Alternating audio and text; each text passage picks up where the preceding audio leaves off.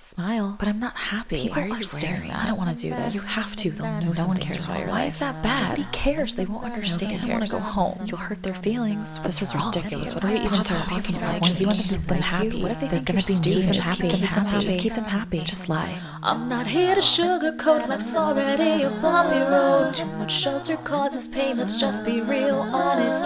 Things are gonna knock you down, avoidance will not help you out. Let's talk it through, here me and you, let's keep it real honest. Hi, welcome to Real Honest, the podcast where I share candid thoughts and feelings about life, love, and relationships, God and church, adulting, the workplace, and everything in between.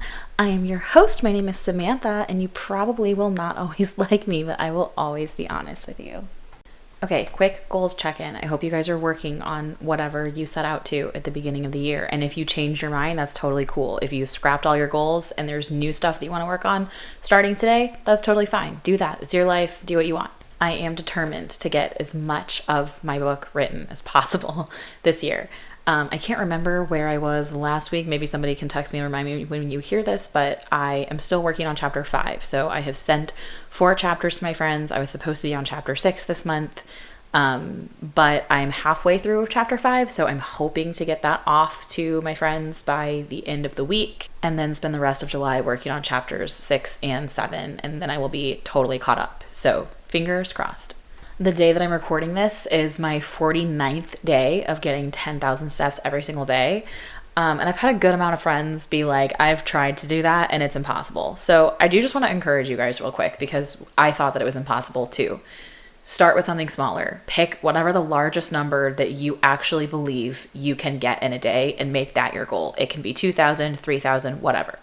And then just work on that every single day. And as soon as you hit that consistently for whatever works for you, consistently for 10 days, consistently for a month, consistently for 90 days, whatever works in your brain, then increase it. And you don't have to increase it from 4,000 to 5,000. You can increase it from 4,000 to 4,500, 4,000 to 4,100. Like whatever it is your goal is, take baby steps to get there. Like I did not start with the goal of getting 10,000 steps in a day. I started just making no changes to my life at all and just strict monitoring for a month how many steps I averaged a day. I was averaging 2,500. And so I set my initial goal at 3,000. And I did that for 3 months and then I upped it to 4. I did that for 3 months. I upped it to 5 and so on and so forth. I think by the time I got to 7,500, I did jump from 7,500 to 10,000. I skipped 8 and 9. Because by that time I had figured out that I can easily get 10,000 steps in 90 minutes. So that's another thing, is if this is a particular goal that you are trying to work on, think about like, what is something that you spend a lot of time doing sitting down, and can you do it standing up or moving around? Like I watch usually at least 2 hours of television every single day in my life. So if I spend 90 minutes of that doing the step touch, like Will Smith from Hitch, where he's like, this is where you live, just like step touch, can literally just do that while I watch TV, an episode and a half of Grey's or Private Practice, and then I'm done. So that's a really easy thing. If you're a person that doesn't watch TV, like, what is it that you're doing? Like if you are working and that's why you're sitting so much, can you get a walking pad, put it under your desk and walk while you work? I'm not saying do like a strenuous walk. I just mean like general walking to where you're not breaking a sweat. It's not strenuous. You can still focus on your computer, your tasks, whatever's on your desk, but that could be another option too. A goal I have set recently that I changed is I think my initial goal was to apply to 15 jobs a day. And then I lowered that to 5. And now I have completely paused the job search entirely because it was stressing me out and I was anxious and in a terrible mood.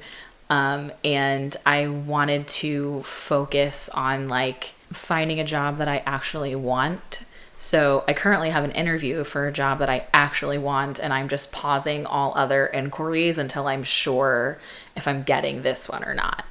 And brief aside here, just because I know that I have a lot of friends that are job hunting right now, I just read this book. It's called The Entry-Level Boss by Alexa Schoen. I think it is fantastic. Her program was originally written for like recent college grads, which is why it's called Entry Level Boss. But I promise you it's applicable to all levels of job hunting, like even executives. It's a really clean strategy on how to find a job. I will say though, it's specifically a strategy on how to find a job you want, not how to find a job that you need. So if you are unemployed and you're job searching and you're frantically looking for anything and everything just because you need a paycheck to pay your bills, that's a total different place to be. And you should keep doing whatever you're doing, find the job as fast as possible so that you can pay your bills. But once you get that job, then you should read the book and use this job hunt strategy so that you can actually look for a job that you want. A couple things she mentioned in this book that I absolutely love that I'll share now. The first one was stop taking career advice from people who don't have jobs that you want.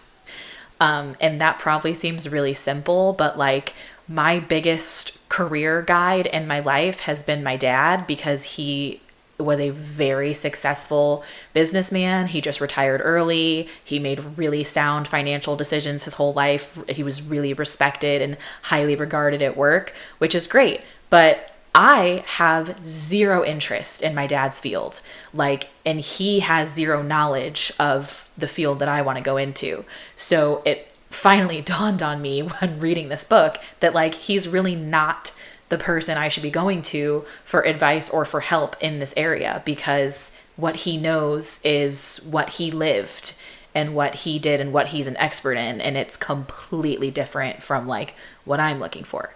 The second thing that I learned is that when you are asking people for help in your job search is you need to be really, really, really specific about what you're looking for. So to just reach out to your friends and say hey, I'm looking for work. I'll do anything. I'll go anywhere. Please help me. That is actually counterintuitive because it's casting too wide of a net. Where if I were to reach out to my network and say I am looking for project management positions in marketing and communications in St. Louis, Missouri, that's now very specific to where they can reach out to their contacts or their network and know what I'm looking for. Whereas somebody might hear in passing that somebody's hiring, but if they have no idea what you do, they probably won't think of you to pass it on to. Or if they do remember that you're looking for a job, they might pass it on to you, and then you're looking at it why did they send this to me? I have no skills that align with this. And also randomly sending your resume to people without the very specific, here's what I do and here's what I'm looking to do. You're really asking the person that you're giving your resume to do a lot of work. And I'm guilty of this as well. I just randomly posted on Facebook, hey, if anybody has job leads, let me know. And I got crazy responses, I'm sorry, I shouldn't say I got crazy responses. I got responses that I thought were crazy, but then I had to pull it back and remember a lot of these people do not know me. And I did have one person said, hey, I looked at your profile. I saw that you're a project manager. We're hiring one, here's the job description, check it out. That was very helpful. But that person went above and beyond to see my post and then go to my profile to see my current job title. Whereas a whole lot of other people were just randomly throwing this company's hiring, that company's hiring, without knowing what I do or what it is that I'm wanting to do. And I could not expect them to know that. They just saw this person's looking for a job. I know of a company that's hiring. Look, I helped, right? Where it's an extra step for them to think about, is this even relevant to share with this person? Where it was on me when I put the ask out there to be really specific about here's what I do and here's what I'm looking for. And I did not do that. But since I have started to do that, I've gotten a lot better leads. So this kind of segues into what God's teaching me at this point in my life, which is pretty much the same thing that I've been saying since I started the podcast, which is to slow down and pay more attention and to not be so set on how I think that God is going to show up or how I think that God is going to talk to me or what I think that God should say to me, that I miss the actual thing because I'm looking for it in the wrong place. So for example, somebody suggested that I read this Entry Level Boss book years ago when I got laid off. And I had planned to read it, but I ordered the book and I got a job that I loved before the book arrived. So then I was like, oh, I don't need this. But I kept it on my shelf because I was like, you never know when you're going to be laid off or when you're going to hate your job or when you're going to need this. So I have kept it on my shelf all these years. And I was sitting and applying to my 15, 20 jobs a day and stressing out and like crying. And I looked over at my bookshelf and I was like, oh, I still have that book. Like, let me start reading it. And as I opened the book, like what I was thinking about was like, I just want to stop doing this. Like, I don't want to keep applying for jobs. I feel like this is a waste of time. It feels meaningless. It's stressing me out. I even said at the top of the podcast the last 2 weeks in a row, like, I'm in a really bad mood. So good luck to how this goes. And it was like just putting me in a terrible mood. If it had done nothing else for me, one thing I loved about the book is that it acknowledged the feelings of anxiety and fear and anger that you get in the job search process. And the first chapter is like, let me help you out. And hopefully these things that I'm going to share is going to help ease some of that tension. And it absolutely did that for me. But another thing was that I was like, I think I did get this one interview at the place that I really, really want to work. And I've had some interviews at some other places that I really don't want to work. But the logical thing to do would be interview at all the places, because you just never know where you are in the process, how far you're going to get. And if you get to a point where like you just need to pay your bills, and it's like you're going to have to just take any job. So I should be setting myself up to do that. But I just was feeling like I really don't want to do this. Like, I want to just focus on the thing that excites me. And so one of the early pages of the book like gives me like an action step, and the author said like, stop your job search right now. Like, wait until you get through the next few chapters and you have learned something and are like ready to be out there hunting. And I took that as permission from God to pause my job search, because it's something that I had been thinking about and I had been praying about. And typically, like, this isn't a Christian book. I assume the author's not a Christian. I'm not sure if she mentioned, I actually think that she does mention in the book that she is not a Christian, pretty sure. But so it's one of those things where like I wouldn't have expected to see an answer from God in a secular book. But if I were so focused on the thinking that or believing that God can't talk to me through anything but the Bible, then I would miss a lot of messages. So I decided to just go all in on the thing that I'm really excited about and hope that it works out. Which leads me into today's topic, which is what if it is for me, and what if it does go great. So last week I talked about fear and anxiety and just kind of how like living in that just keeps us in this like really negative, unhealthy, unhappy place. And so the opposite of that to me is faith, or like, I don't want to say positivity because I think positivity is different. But I think the way that faith works is like, faith is action.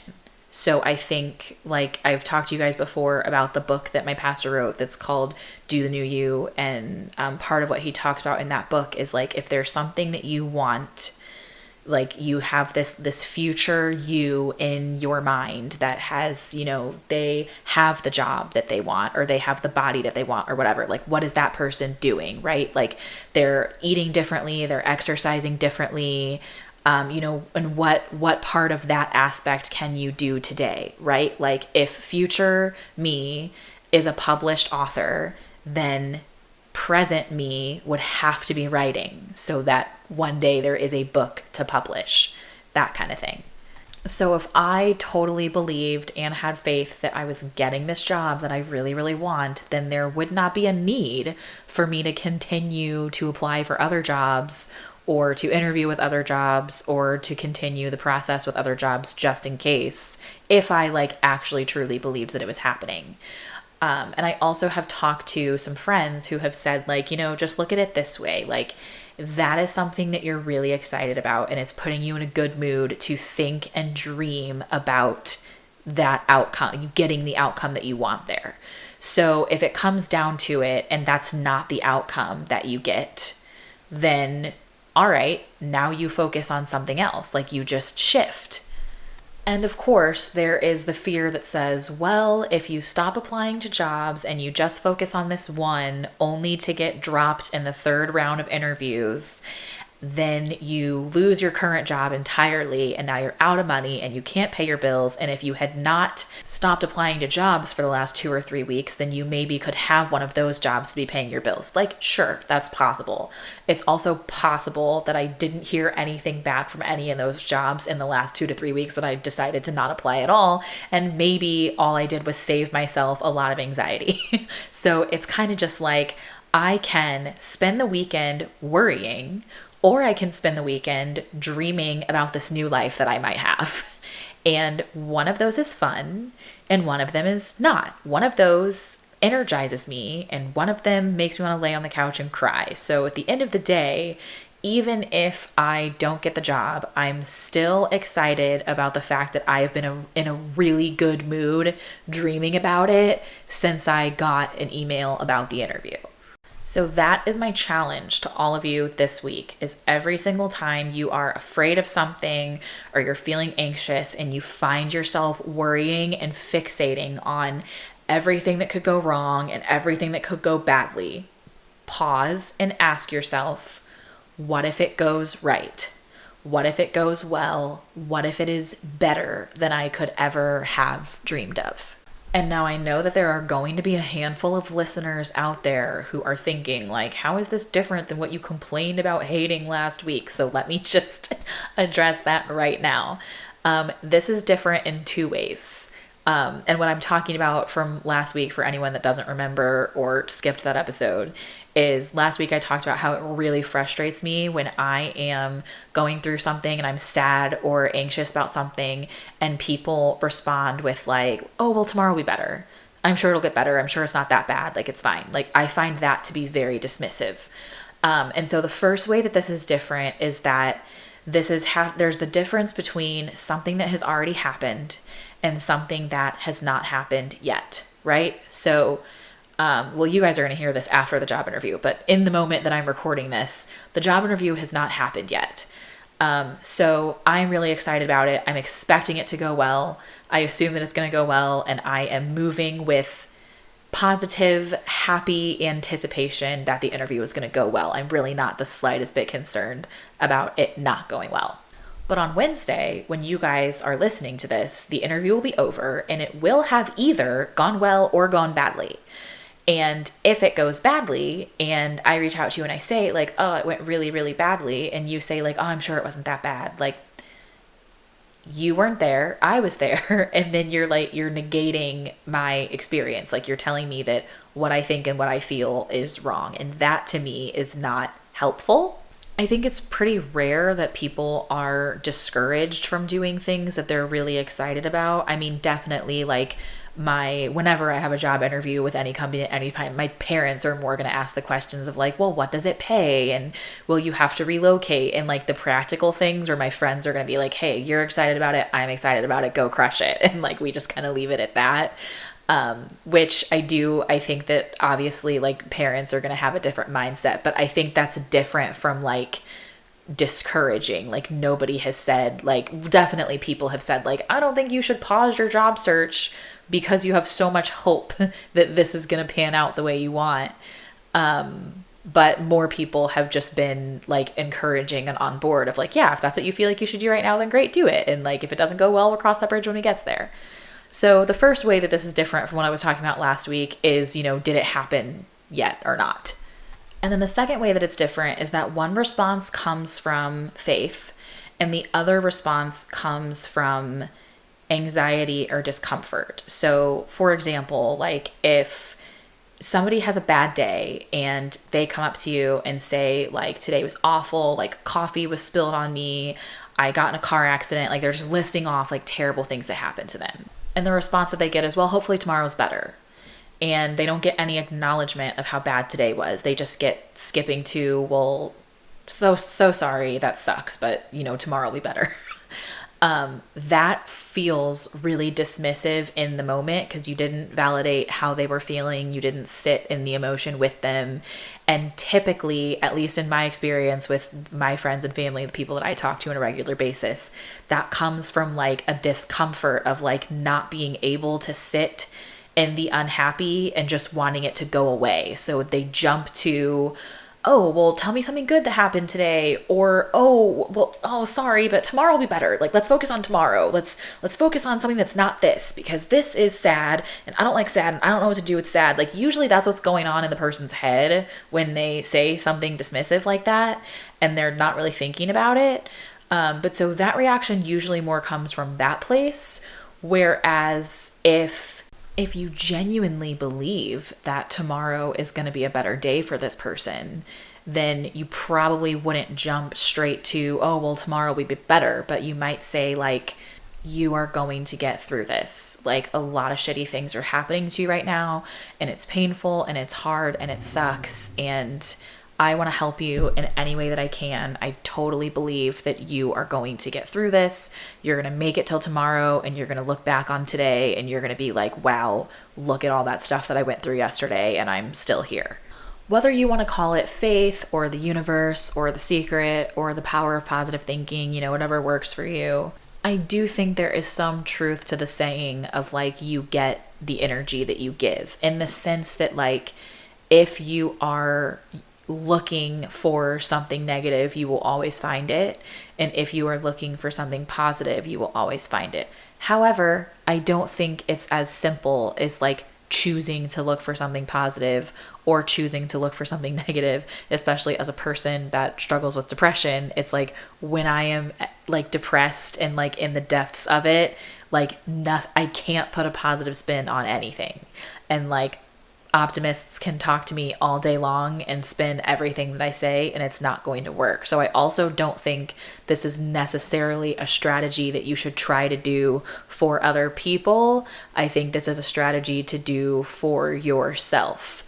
I have tried it on a couple people in the past week when someone has brought to me, like, something they were worried about.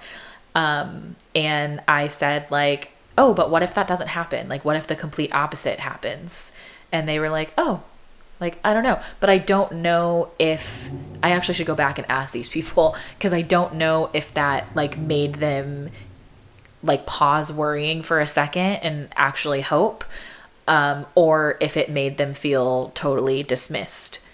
After all, I'm just a girl living my life, trying to survive, learning things that work for me and sharing them in hopes that at least hearing my perspective will help somebody else think differently. I do not consider myself a life coach or an expert in literally anything. So you could totally try it and then tell me that it totally did not work for you. But at least for me, at this current point in my life, I went from weeks of being in a terrible mood to, like, I don't know, maybe the last 4 or 5 days, I've been in a really, really great mood and have just been sharing with, like, all of my friends, like, this is what I've decided to do. Like, I'm going to pause the job search. I'm going to focus on this one job that I really, really want and just wait to see if it pans out or not. And if I get it, awesome. And if I don't get it, like, then I'll figure out, like, what's next. But I don't want to worry about what's next until I'm sure that I'm not getting it, because I love being in the, like, excited headspace of possibility. And so far, like, all the friends that I've talked to about this have been, like, totally on board of, like, yeah, we all, like, we're believing for this, we're praying for this, like, we totally think this is happening, and we're all, like, feeling really good about it.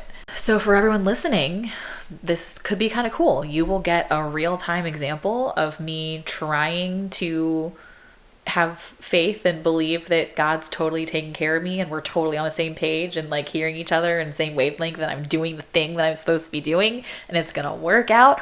Or in a few weeks, I'll be like, just kidding, did not work out, I was very wrong.